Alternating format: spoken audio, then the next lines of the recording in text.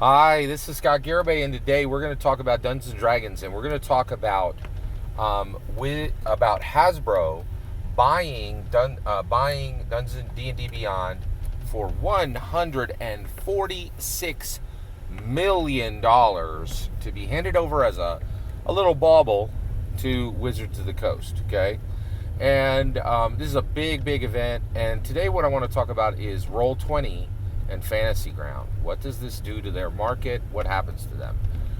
It's very bad for Roll20 and for Fantasy Ground. Okay, so first of all, let's just talk about Roll20 and Fantasy Ground. So I don't talk about these guys much because I don't like VTTs. You know what my VTT is? My virtual tabletop is? It's the RTT, the real tabletop, the literal actual table, right? Like, and I have to say, this is my opinion. Okay. VTT for second tier dungeon masters, RTT real tabletop for tier 1 premium peak dungeon masters and players, right? It's a commitment thing, right? Like, you know, you're gonna sit there and, you know, run your D&D game the same way you do a Zoom meeting, like for your local constabulary, you know, like to hear what's happening in the neighborhood. It's lame, right? And this isn't a debate.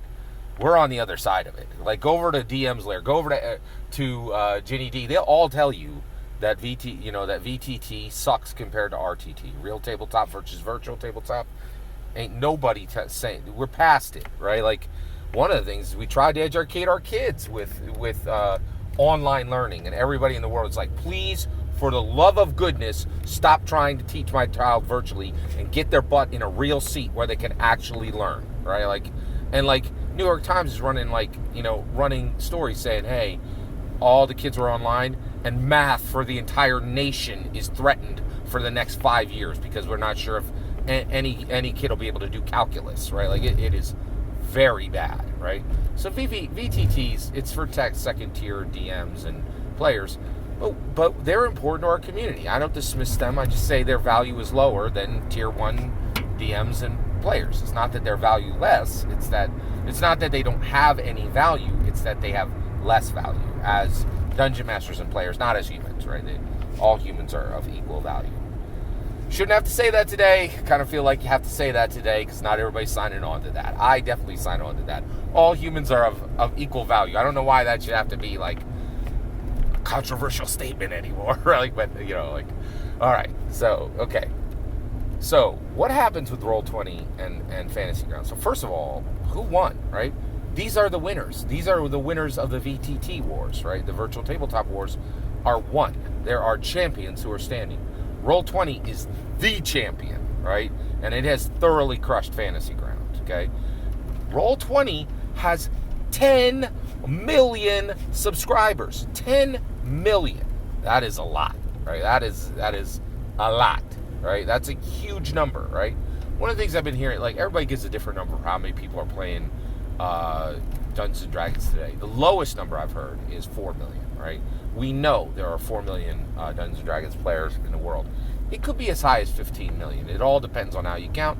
And there's no actual count because there's no money behind it, right? There's nobody's going to pay money to determine, you know, even Wizards of the Coast is like the value, the data's not worth enough that what it would cost to get the actual number, right? Plus, when our own country counts people in America, they're like, oh, we barely know because it's so hard to do and it costs so much money. And when you spend hundreds of millions, if not billions, to count your population, you still get it massively wrong. So nobody's going to invest. There's no money to answer this question, right? Or dedication or commitment, right? So, but we know there's a high confidence there's at least 4 million. And honestly, it could be, I really think the real number is actually about 15 million. That's just my opinion. But we have strong data to indicate that 4 million people do play Dungeons & Dragons. So if 4 million people are playing Dungeons & Dragons and Roll20 has 10 million subs, that's a lot, right? That is a lot of information. That number has a lot of meaning, right? Because it means there's more than just D&D players there. That's interesting, right? So Roll20 is a champion and has come out. Fantasy Grounds probably put their number at half, maybe a quarter of what Roll20 has been able to accomplish.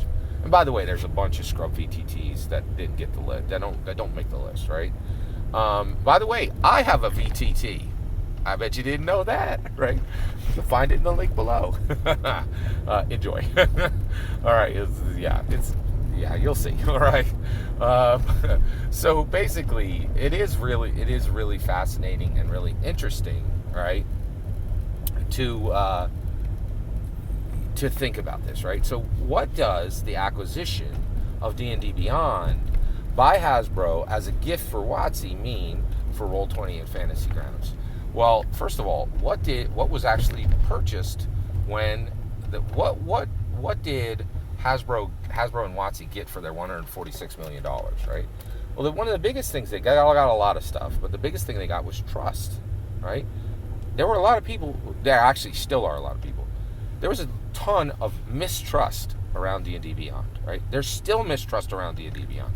The biggest problem with D&D Beyond, the mistrust that still exists on the title, on every single D&D Beyond book, the mistrust that exists on every single D&D Beyond book is the following, right? It is this question of, hey, you sold me a book in 2020, right? And I went to read it on 2022. What are the odds that the words are the same? Virtually none, right? Because basically Wizards of the Coast changes books on D&D whenever they want, and they don't care what you think, and they don't care if you don't like it. You don't own the book. You don't actually own the book. You own whatever they choose you to own, unlike the physical, right? Unlike the physical. So basically, with D&D Beyond, with your physical books, you're gonna have them forever. They ain't never gonna change, right? But with D&D Beyond, they can change. Like if Ray Winninger farts, like it can change content on D&D Beyond. It can be the slightest whim, right? And everything that you based an entire campaign on can float away like leaves on the wind, right? So there's mistrust there, okay? But when it was purchased, when D&D Beyond was purchased, something massively changed, right? And that was before there was mistrust that the product would even exist, right? People had spent hundreds, if not well over $1,000 on D&D Beyond for content within 35 different books. They had bought partials, they had bought whole, they had bought huge bundles of large, and there was this question of, can D&D Beyond disappear tomorrow, right? And the answer was always yes. We could shut this thing down, and Wizards of the Coast would spin up everything from zero. And we know this because they've done it before. Gleemax was a thing, right? And so there was this question on either if D&D Beyond was real, right? I have all this content, but can it just blow away in the wind? Not just changes in the book, but can the content just disappear because WotC has a bad break with fandom, and now the servers are shut down, right? Because somebody didn't make a payment or something. That was a very real threat. That cannot happen now. D&D Beyond has a reality. It has a weight because of Wizards of the Coast's purchase that established an incredible amount of trust on D&D Beyond. Now here's the kicker: the mistrust doesn't just disappear; it goes directly to Roll20, and it gets ported. It gets portaled directly over to Fantasy Grounds and Roll20, right? And the reason why is those guys have real, actual standing business relationships with Wizards of the Coast to put their content on VTTs, right? But now Wizards of the Coast is like, we starting to bring stuff in-house, which means that everybody who invested 1 minute at a time doing configurations on Roll20 and on Fantasy Grounds is like, oh crap, right? I've invested a lot of time learning this. I've invested a lot of time putting content on this. My campaigns are on it, but it could all go away tomorrow, right? Because WotC can pull the license, right? Now maybe not tomorrow, but some point in maybe tomorrow, but some point in the future, right? And that means all the mistrust that Wizards of the Coast of D&D Beyond even existing as a product, that doesn't get crumpled up and thrown into the abyss to to burn, right? That gets transferred to Roll20 and Fantasy Grounds. Though anybody running their game on Roll20 and on Fantasy Grounds should be nervous, right?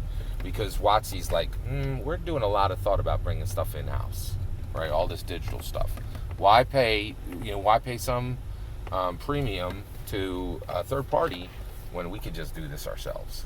So that's what it means. So it's not good for Fantasy Grounds or Roll20. That's my take. What do you think? Let me know in the comments below.